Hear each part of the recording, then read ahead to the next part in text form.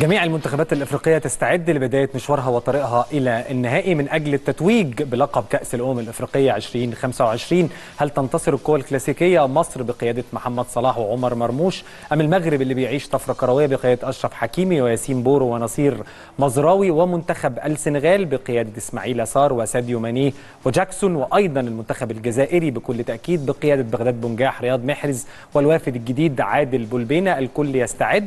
وأيضا لا تنسى أبدا قوة منتخب الكونغو الديمقراطية اللي موجود في الملحق العالمي لكأس العالم، ومنتخب جنوب افريقيا، المنتخبين اللي كانوا موجودين في سيمي فاينل البطولة السابقة. عشان نعرف نقرب اكتر من الطريق للنهائي، بينورني ويشرفني في هذه الحلقة نجم الكرة المصرية ونجم نادي الاتحاد السابق ونجم تحليل اون سبورت المتوج بكأس الأمم الإفريقية 1986، كابتننا الكبير كابتن محمد عمر. يا كابتن عمر مساء الفل. مساء الفل يا اسلام. اخبار حضرتك ايه؟ كله تمام. كله تمام الحمد لله. كابتن، فاينل افريقيا 86 ده واحد من الماتشات اللي انا ما انساهاش في حياتي. انا كنت صغير، لقيت والدي الله يرحمه مسجل الماتش على شريط فيديو حفظته. حضرتك كنت بتلعب اساسي طول البطوله اعتقد، و86 ملعب متقفل، منتخب الكاميرون في اهم اجياله، لكن منتخب مصر ما شاء الله قدرنا نعدي المباريات كلها بعد البدايه السيئه، وفي الاخر توجتوا بكاس افريقيا 86. ده كلام سليم، ويمكن الحقيقه البطوله دي كان مصر حوالي اكتر من 26 سنه من على 59 اخر بطوله من 59، وبالتالي كانت مباراه في ملعبنا الحقيقه كان لازم نفوز بيها باي طريقه. كان مفاجاه الحقيقه، البدايه كانت صعبه جدا قدام السنغال وخسرنا 1-0 صح، رغم ان الاداء كان رائع جدا وضيعنا كميه اهداف كتيره، خاصه الكابتن محمود الخطيب يعني.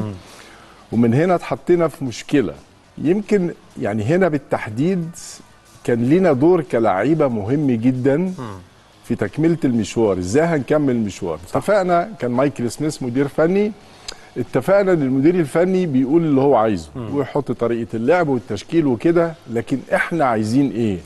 هل من المعقول ان احنا في مصر نخسر هذه البطوله؟